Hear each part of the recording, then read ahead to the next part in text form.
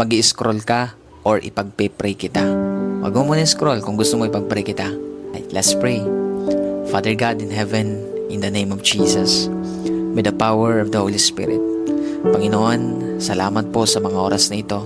Nabuhay pa rin kami kasama po na aking kapatid na nasa kabilang screen. Lord, hindi po aksidente na pinili niya na manalangin, Panginoon, kasama ko, Lord God, sa mga sandaling ito. Hindi siya nag-scroll, Panginoon. Lord God, hindi po aksidente na pinapakinggan niya ngayon, Panginoon, ang panalangin ito. Kaya dalangin ko, Panginoon, ano man yung mga bagay na tinatago ng taong ito, ng mga nararamdaman niya, Panginoon, O God, mga kabigatan na yan, na sinasarili niya, Panginoon. Tulungan niyo po siya, Lord. Panginoon, bigyan mo siya ng lakas na galing po sa inyo.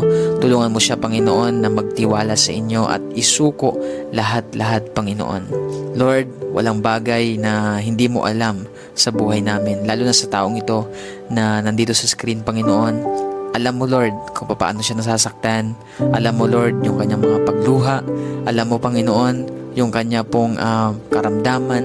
Alam mo yung kanyang suffering, Panginoon. Lahat yan ay nalalaman mo, Panginoon.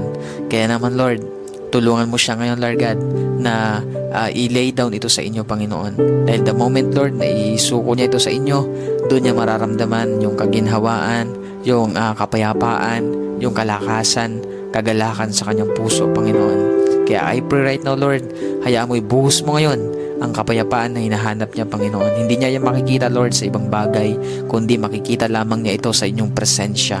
Kaya lukuban mo siya, Panginoon, ng inyong presensya sa mga oras na ito. Dalangin ko po, Lord, na maramdaman niya ang pagyakap mo na napakahigpit, Panginoon.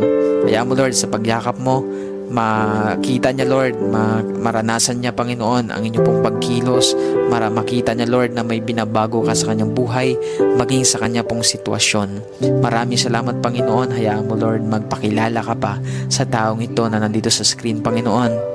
Alam ko po, Lord, na lahat ng nangyayari sa kanyang buhay ay mayroon kang purpose, Panginoon. Lahat yan, pagkatapos niyan, Lord, mayroon kang itinuturo sa kanya, mayroon kang mga bagay na nais ipaunawa sa taong ito, Panginoon. Kaya dalangin ko, Lord, na makita niya yun, Lord, yung purpose mo. Hindi niya isipin, hindi niya tingnan, Lord, na yan ay pabigat sa kanya, Lord, parusa sa kanya, kundi, Lord, mayroon kang bagay na gustong ipakita sa kanya. Isa na po doon ang kapangyarihan mo, ang katapatan mo, gustong patunayan ang katapatan sa kanya. Kaya dalangin ko po, Lord, na mas makita niya, Lord God, yung pagkilos mo sa mga sitwasyong ito na kanya pong pinagdadaanan. Maraming salamat, Lord. Pinagkakatiwala ko po siya sa inyo. In Jesus' name, Amen and Amen.